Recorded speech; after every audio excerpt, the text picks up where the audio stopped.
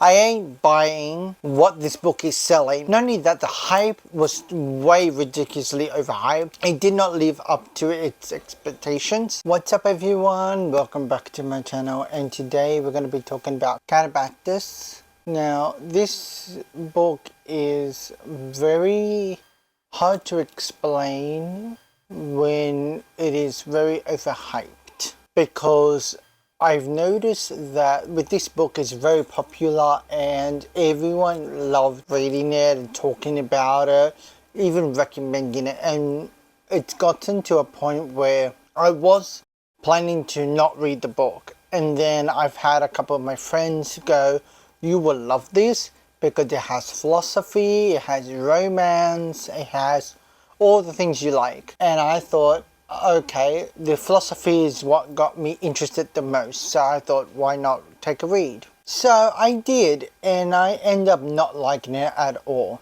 Katabasis has made me very frustrated while reading it, and it has left me not only frustrated, very unsettled, and this is why I'm giving it a 3 out of 10 stars. However, if you are interested in reading a story about trauma, grief, and abuse in a universe setting, this book is 100% for you. However, if you want a book that naturally builds and have a good story flow, this book won't be it. So one of the biggest aspects of this book that I really don't like is that the premise of this story is Alice is going into hell to get the professor back to life. This is all for a golden recommendation, and that is the primary basis of this whole story. Now, I was very skeptical at first when reading that, because I was like, there's no way that is the case. I ain't buying what this book is selling, because that was the base of the story, and I'm sorry to say, I ain't buying it because there's no way that's the main plot of the story. It did not capture my attention one bit. Not only that, the hype was way ridiculously overhyped. It did not live up to its expectations. Okay, I have a couple of problems with this book. One, it's very overhyped. It's not living up to what it says it was going to do. I am going to cover that throughout this video. The second thing I've noticed is that the premises of this book, it does not match the entire story. In fact, if I were to match the entire story, 2 victims of an abusive teacher and they're grieving and coming to terms with what the teacher actually did to them coming to understand what actually happened and coming to face the truth themselves and facing the reality of how the teacher responded to these 2 specific students. Because throughout the whole story, we're following Alice and Peter. And we'll see them through hell and seeing their journey into understanding what this professor did to these 2. And it is very horrific and very sad to see. Now, it does mention philosophy in the book, and that's one of the things that it was very hyped on. It does not have that much connection between the philosophy and the story itself. That's why I don't like it. It's one of the biggest reasons why as well, because I was like, where is the connection? It doesn't have any. And there were moments, like maybe 1 or 2 moments, it does have a connection. Like Alice does explain the philosopher's aspect of a specific situation, and it does come into play. But that was only once or twice, and that was about it. Throughout the entire book, out of 400 pages, or maybe more, I will put on the actual page number on the screen, I was like, what was the point of that? That was just absolutely ridiculous. And not only that, I found this book very nonsense-based. Like, there were moments where it would go into an entire philosophical rant, and I have no idea who these people are. I don't know if it's made up or if it's real. And it goes into this whole tangent on that, which is nothing wrong with it. It's just, I'm trying to see the point of what this has got to do with the main story. And if you start separating everything as it is, which is what I was trying to do while reading this book, I finally understood that the story had a different tone to the philosophical side of things. There were some aspects, like I said previously, that there are points where I can see the connection, but it's only 1 or 2 times that it's been pointed out. And this is where it led me to other aspects of the story I did not like. So one of the other things that I've noticed with the overhyped of this book was the romance. It does not have romance. I can't explain how I feel about that. It does not have any way or form have romance. So for anyone who's about to pick this book up, please take my advice, don't pick it up. It's not going to be romantic. If people are telling you it's romance, it's not. Because I'll explain a bit more in depth why. Because throughout the entire book, Peter clearly likes Alice. It's very plain and obvious. But Alice does not like him in that way. You can sit here and argue and say, oh, no, Alice actually tried to make conversations with Peter and all this sort of stuff. Yes, when they're in hell. When they were back at the living, no. Peter was very neglectful, very much focused into his academics, which you can say again that was the point of the book, but I disagree. If you're going to categorize this book as a romance, you are going to have to show the reader there is romance. There is actual interest in the two characters and wanting to engage in one form or another. It doesn't matter what it is, they have to engage. Since the book is saying this professor died and these two are going into hell because of it. And Peter is only going with Alice because Peter doesn't want Alice to go by herself. It actually says it in the book. So it's not a spoiler to know that because it tells you outright in the beginning. Not only that, the funniest part is that Peter and Alice sort of think they killed the professor themselves. And I'm like, I don't think that was the problem here, because when you read throughout the entire story, like I said as well, it's the victims of the abuser that is coming to terms with that, because it's them trying to understand, this is what happened to me, this is what the professor did to me, this is my response to the whole situation. That was the premise of the understanding of the entire book. It does not say this is the philosophical aspect of the entire experience. It wasn't. It was more like them not understanding nor processing what happened to them. The weirdest part of this book as well is that they don't have a time period based on historical clues, like I talked about World War II, but it's like an alternative history kind of variation. But again, it's not clear. So I have no idea where this is based on. For all I know, this could be based in medieval times. It could be based in the future, where, you know, it's very medieval in the future, or it's in the past with future technology. It could be any of the between. It's not extent enough to give an understanding of where is it in the time scale of things. I want to go in a little bit more about the philosophical aspects of this book. The author mentioned some Greek words, and specifically the philosophy side of things.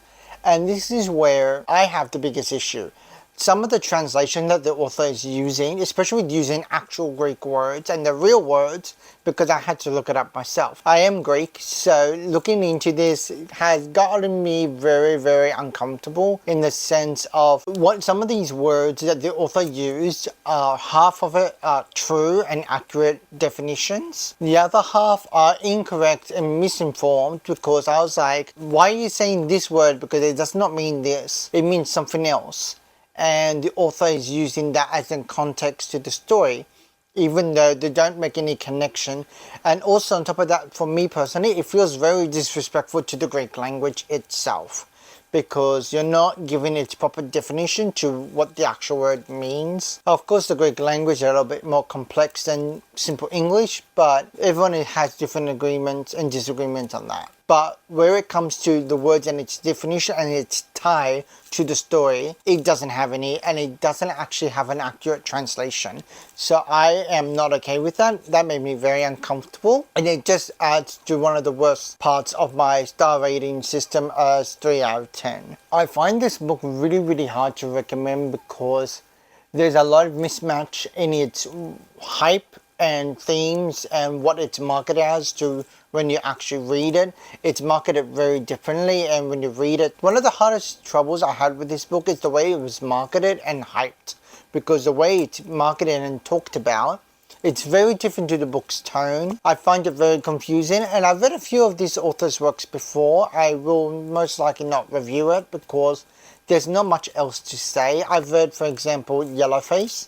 I am not a fan of the author's work. I can clearly see that where the author's writing is really great and really good way of writing and has good prose and stuff like that, I just find that she writes really not clear and transparent stories, where it doesn't have a concise continuation of this is where the story is going, this is where all the connections are going.